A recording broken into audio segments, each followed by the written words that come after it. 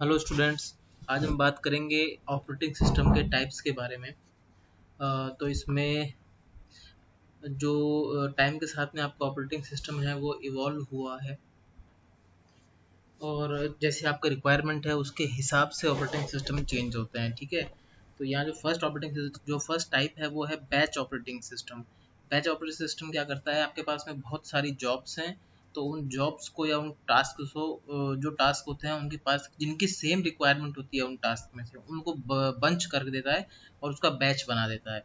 ठीक है, जैसे किसी को मान लीजिए जो रिक्वायरमेंट है वो प्रिंटर की है, तो वो जिन जिन टास्क को प्रिंटर की रिक्वायरमेंट है उनका एक बैच बना देगा और उसको रन करेगा। ऐसे ही जो रिक्वायरमेंट्स हैं उनके हिसाब से मैनेज करता है ये और बैच बना देता है और फिर उनको चलता है। इसमें क्या होता है कि जो आपका मैनुअल इंटरवेंशन होता है वो नहीं होता है, वो सब कुछ जो है ऑपरेटिंग सिस्टम ही देखता है कि किसको पहले करना है किसको बाद में करना है बैच को। उसके बाद जो दूसरा टाइप का ऑपरेटिंग सिस्टम होता है वो होता है टाइम शेयरिंग ऑपरेटिंग सिस्टम। इसमें क्या होता है, आप यूजर जो होता है allow many users to share the computer resources. जो कंप्यूटर के पास में रिसोर्सेज होते हैं या फिर जैसे आपका रैम हो गया, हार्ड डिस्क हो गया और आपका और भी जो रिसोर्सेज होते हैं, जैसे आपका कोई सर्वर बना हुआ है तो सर्वर हो गया, ये जो सारे रिसोर्स होते हैं, प्रिंटर हो गया, इन सब रिसोर्सेज को टाइमली जो मैनेज करवाता है वो, और ये एक ही रिसोर्स को बहुत सारे जगह से मैनेज कर सकता है, तो ये आपका टाइम शेयरिंग ऑपरेटिंग सिस्टम होता है। उसके बाद आता है डिस्ट्रीब्यूटेड ऑपरेटिंग सिस्टम। ये लगभग टाइम शेयरिंग जैसा ही है, बस इसमें थोड़ा सा फर्क ये है कि आपको बहुत सारे कंप्यूटर जुड़े हुए होंगे उसमें, पर आपको ऐसा लगेगा देखने से कि ये सिंगल कंप्यूटर ही है। जैसे आपने 100 कंप्यूटर को किसी प्रिंटर से जोड़ा हुआ है और वो जो प्रिंटर है वो जब कोई प्रिंट मारेगा, मान लीजिए नोड नंबर 20 पे आप खड़े हुए हैं किसी आपके दोस्त के पास में, उसका जो पीसी है वो वहाँ लगा हुआ है, ऑल दो उसी नेटवर्क में 100 और जुड़े हुए हैं, तो वहाँ जब वो प्रिंट मारेगा तो उसका फटाक से प्रिंट आउट निकल के आ जाता है, तो आपको ऐसा लगेगा कि ये प्रिंटर डेडिकेटेडली इसी के लिए है, बट ऐसा नहीं होता है। ठीक है, तो वो जो सिस्टम होता है वो डिस्ट्रीब्यूटेड ऑपरेटिंग सिस्टम होता है। ये आपका जो सब्जेक्ट आएगा डिस्ट्रीब्यूटेड एल्गोरिदम्स जो होती हैं वो इसके काम आती हैं, तब ये डिस्ट्रीब्यूटेड ऑपरेटिंग सिस्टम वर्क करता है। उसके बाद आपका आता है नेटवर्क ऑपरेटिंग सिस्टम। इसमें क्या होता है कि computer running in different operating systems can participate in common network. एक नेटवर्क बना हुआ होता है और जिनके ऑपरेटिंग सिस्टम अलग अलग होते हैं, जैसे किसी का मैकिन्टोश है, किसी का एंड्रॉयड का है, या किसी का कोई दूसरा है, तो वो सब जब मिल जाते हैं एक साथ में, जैसे लाइनेक्स है, विंडोज़ है, तो ये जब एक दूसरे से इंटरेक्ट करना चाहते हैं तो इनको सेम ऑपरेटिंग सिस्टम होने की ज़रूरत नहीं होती इसमें, और ये इस एनओएस या नेटवर्क ऑपरेटिंग सिस्टम के थ्रू अपना काम कर सकते हैं। उसके बाद आता है रियल टाइम ऑपरेटिंग सिस्टम। ये क्या होता है, इसके अंदर जब भी आपको कुछ ऐसा ऑपरेटिंग सिस्टम चाहिए हो जहाँ पर अगर डेडलाइन मिस हो जाए, कोई काम की डेडलाइन 12:05 है, अगर वो मिस हो गई तो बहुत जान माल की हानि हो सकती है, तो वहाँ ये रियल टाइम ऑपरेटिंग सिस्टम का काम आता है। जैसे एयरपोर्ट्स पे, तो एयरपोर्ट्स पे सब कुछ फिक्स रहता है, अगर वहाँ थोड़ा बहुत भी आगे पीछे होता है तो एक्सीडेंट होने का खतरा हमेशा बना रहता है, तो इसीलिए वहाँ पर आपका रियल टाइम ऑपरेटिंग सिस्टम काम आता है। ठीक है, इसके एग्जांपल जो है ऑपरेटिंग सिस्टम के, विंडोज़ जेन, ये आपका लिनक्स हो गया, मैक ओएस हो गया, एंड्रॉयड, आईओएस, ये सारे ऑपरेटिंग सिस्टम है। कोई मोबाइल पे काम करता है, कोई लैपटॉप पे, कोई आईपॉड पे। ठीक है, ये आपके ऑपरेटिंग सिस्टम के जो है अपने मोटे मोटे टाइप हो गए हैं। ठीक है, ऑपरेटिंग सिस्टम रिसोर्स मैनेज करता है, ये इसका मेन काम होता है।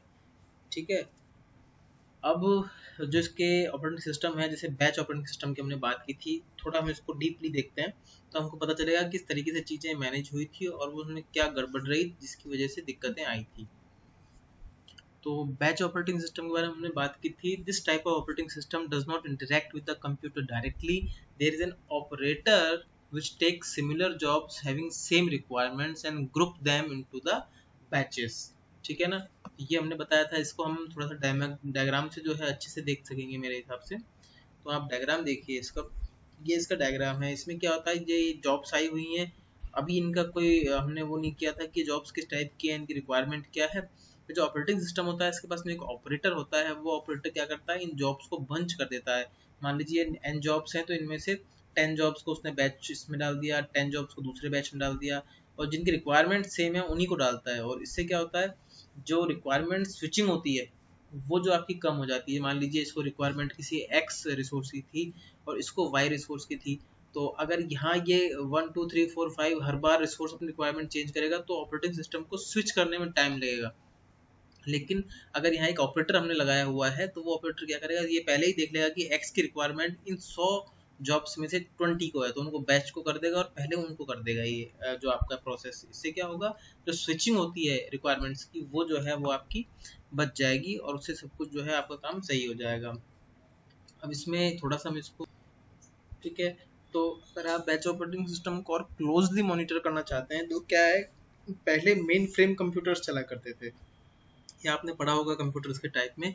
तो मेन फ्रेम कंप्यूटर्स में क्या होता था, लेस मेमोरी होती थी, रैम भी लेस होती थी, तो इनपुट और आउटपुट जो होते थे वो भी बहुत जो है वो लिमिटेड होते थे। और प्रॉब्लम क्या होती थी उस टाइम, जो आपका डिले होता था, कि जो आपका सीपीयू है वो रखा हुआ है आपके पास में, इनपुट आउटपुट आ रहे हैं, इनपुट आउटपुट की स्पीड इतनी नहीं होती थी, क्योंकि जैसे मान लीजिए इनपुट आउटपुट की कितनी देर में लगाओगे आप, 1 सेकंड 2 सेकंड 5 सेकंड में आप लिखोगे कुछ, तो इनपुट की स्पीड इतनी नहीं होती थी, लेकिन सीपीयू की स्पीड उसके तुलना में बहुत फास्ट होती थी।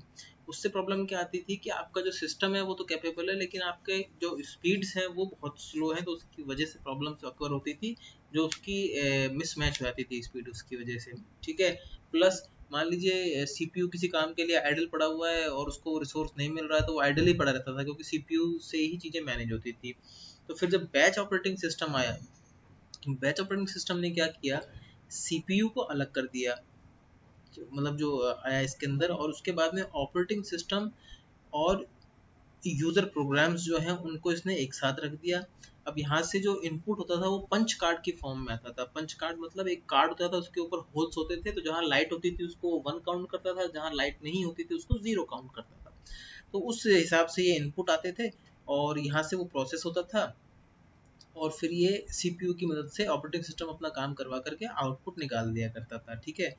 तो ये उस टाइम करता था। तो इसका जो एक user prepare a job which consist of the program input data and control functions. अब जो यूजर होता था वो एक जॉब बनाता था, ठीक है, और उस जॉब में क्या होता था, इनपुट आउट, जो इनपुट का डेटा होता था वो होता था, और कंट्रोल इंस्ट्रक्शंस होते थे, ठीक है, और प्रोग्राम होता था। ये तीनों जब मिल जाते थे तो उसको हम जॉब बोलते थे। प्रोग्राम हो गया, इनपुट आउटपुट डेटा हो गया, और आपका कंट्रोल इंस्ट्रक्शंस हो गए, ठीक है। कंट्रोल कंट्रोल इंस्ट्रक्शंस क्या होते थे, ऑपरेशन विल बी परफॉर्म, जो ऑपरेशन आपको परफॉर्म करने हैं उसके लिए जो आपको कमांड्स वगैरह लिखनी है वो आपके कंट्रोल इंस्ट्रक्शंस में आती थी। तो वो पहले ये जॉब बनाता था, उस जॉब के बाद में जिनकी रिक्वायरमेंट सेम होती थी उनको मिला करके वो बैच बना दिया करता था, ठीक है। बाकी हम ऑनलाइन क्लास में भी देखेंगे इसको, ठीक है। अब प्रॉब्लम्स क्या थी इन मेन फ्रेम कंप्यूटर्स में, मिसमैच स्पीड, और input given slowly but processor is fast, so less efficient होते थे, ठीक है। ये मेन फ्रेम की प्रॉब्लम थी, ठीक है। अब बैच प्रोसेसिंग में हमने क्या अच्छा किया, उसमें हमने क्या किया इस तरीके से देखिए, ये आपने एक ऑपरेटर डाल दिया बीच में, ये आपका यूजर 1 यूजर 2 यूजर एन, ये ज़्यादा स्पेसिफिक है, जो आपको मैंने दिखाया बुक की लैंग्वेज से ज़्यादा स्पेसिफिक डायग्राम है। आप एग्जाम में ये बना के आना तो बहुत आपको बेनिफिट मिलेगा। जैसे जॉब बनाया, जॉब कैसे बनेगा, देखो जॉब इस तरीके से बनेगा, प्रोग्राम इनपुट डेटा और कंट्रोल इंस्ट्रक्शन, ये तीनों जब हम देंगे तब आपका जॉब क्रिएट हो जाता है। तो इस तरीके से हमने मान लीजिए बहुत सारी जॉब्स यहाँ बना दी हैं। एक ऑपरेटर होगा, ये ऑपरेटर क्या करेगा, जो सेम अलाइक जॉब्स हैं इनकी रिक्वायरमेंट सेम है, तो बैच 1 बैच 2, बैच 1 में देखो इसने 2 जॉब डाल दी, बैच 2 में इसने 4 जॉब डाल दी, इस तरीके से बैचेस बनाएगा। फिर इनको ये एज अ इनपुट देगा, और इनपुट देने के बाद में क्या होगा, ये जो हमारा सीपीयू ऑपरेटिंग सिस्टम यूजर, ये हमारा तरीका सिस्टम था ही यूज करने का, इससे ये फिर आउटपुट निकल जाएगा। अब इससे फायदे क्या होगा, देखो एक तो इससे फायदा आपका क्या हुआ, in a batch job execute one after another saving time from activities like loading compilers, ठीक है। मतलब मान लीजिए इसको अलग कंपाइलर चाहिए, इस जॉब को अलग कंपाइलर चाहिए, तो ये जो स्विचिंग होती थी वो बंद हो गई, और आपका जो है काम हुआ इफिशियंट हो गया अब इस तरीके से, ठीक है। बिजी रहेगा आपका सीपीयू, मतलब तो इससे आपकी एफिशिएंसी बढ़ जाएगी, ठीक है। During a batch no manual instruction is needed. अब आपका ड्यूरिंग एक बार आपने बैच बना दिए, उसके बाद देखिए ये बैच अपने आप चलते जाएंगे, अब आपको अपने आप स्विच करने की जरूरत नहीं पड़ेगी, ये बैचेस अपने आप ही सारा काम करते जाएंगे अपने हिसाब से, और सीपीयू उनको मैनेज करेगा ऑपरेटिंग सिस्टम जो है वो मैनेज करेगा बैचेस को सीपीयू के थ्रू, ठीक है। अब डिसएडवांटेज क्या है, एक तो मेमोरी का लिमिटेशन था उस टाइम तक, अभी डिसएडवांटेज नहीं बोलेंगे हम, अब जब तक हम इवोल्यूशन पढ़ रहे हैं हम इसको डिसएडवांटेज ना बोल के इसको स्कोप बोलेंगे, स्कोप ऑफ इम्प्रूवमेंट। एक तो मेमोरी बढ़ जाती तो काम अच्छा हो जाता, और एक interaction of input output devices जो सीपीयू के साथ हो रहा है डायरेक्टली, ये कम हो जाए तो हमारा काम और अच्छा हो जाएगा, ठीक है। उसके लिए हमारे पास में एक जो टेक्निक आई वो आई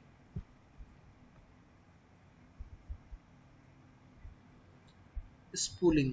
तो ये स्पेलिंग थोड़ा सा शायद यहाँ SPOOLING स्पूलिंग आएगी। तो स्पूलिंग जो है वो आई उसके बाद में टेक्निक, इसको हम नेक्स्ट वीडियो में पढ़ेंगे।